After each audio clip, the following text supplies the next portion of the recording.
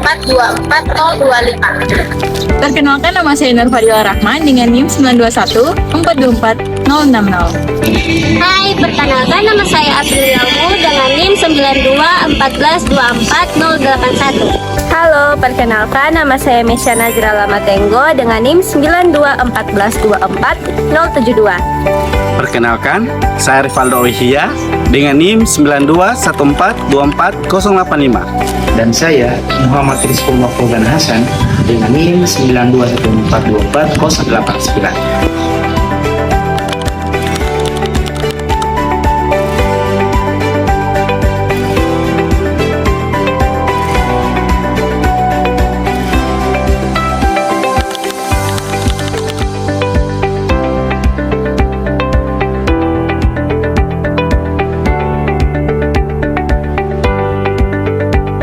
Assalamualaikum warahmatullahi wabarakatuh.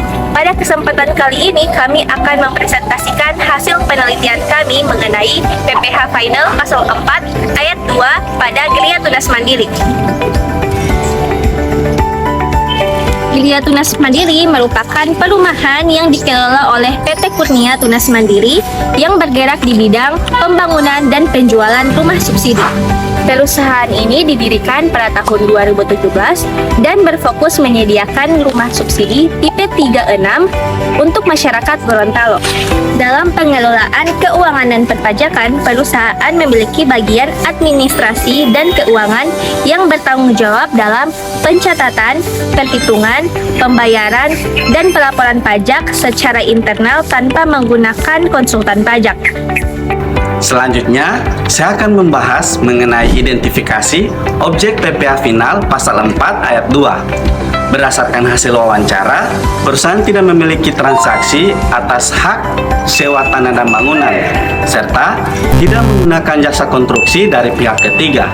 Oleh karena itu, objek PPH Final Pasal 4 Ayat 2 yang ditemukan hanya berasal dari pengalihan hak atas tanah dan bangunan melalui penjualan rumah bersubsidi. Nah, untuk proses penjualannya sebagian besar dilakukan melalui fasilitas KPR yang bekerja sama dengan pihak Bank BTN dan juga Bank BRI. Meskipun konsumen membayar secara kredit pada pihak bank, perusahaan akan menerima pembayaran secara tunai dari pihak bank setelah melakukan akad kredit dan pencairan dana selesai. Dengan demikian, transaksi tersebut akan tetap menjadi objek PPH Final Pasal 4 Ayat 2. Harga jual rumah subsidi yang dipasarkan oleh Gelia Tunas Mandiri dengan tipe Ringmont 36 itu sebesar 173 juta. Nah, tarif PPH yang dikenakan adalah 1% dari jumlah bruto satu unit rumah.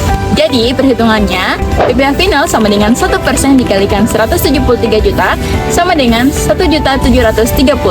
Artinya, setiap penjualan satu unit rumah akan menimbulkan beban pajak sebesar 1.730.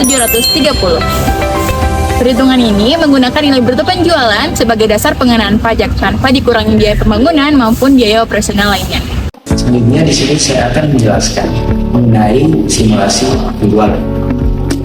Jika dalam satu tahun perusahaan menjual 40 unit rumah, maka total penjualan mencapai 6,92 miliar. Nah, PPH final yang harus dibayar adalah sebesar 69,2 juta.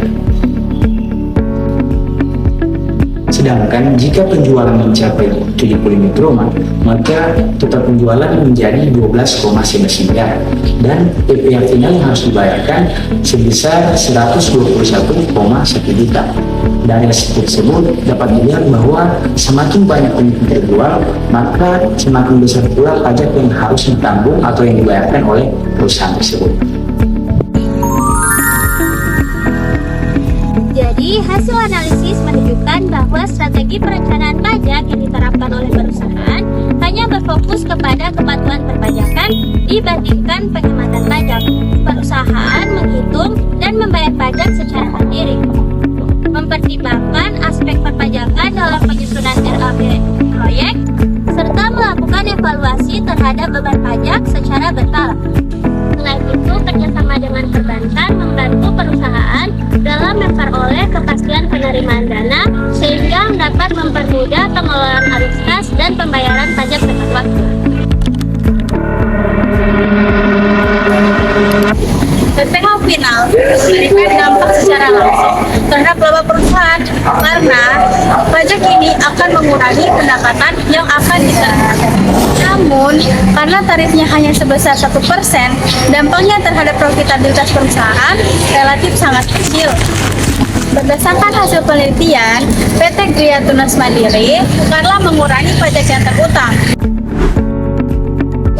meningkatkan kepatuhan perpajakan, memperbaiki administrasi pajak, melakukan perencanaan arus kas, serta memantau perubahan regulasi perpajakan. Dengan strategi tersebut, PT Gria Tunas Mandiri dapat menjaga kewajiban perpajakan secara efektif sekaligus kelancaran usaha kegiatan. Terima kasih. Wassalamualaikum warahmatullahi wabarakatuh.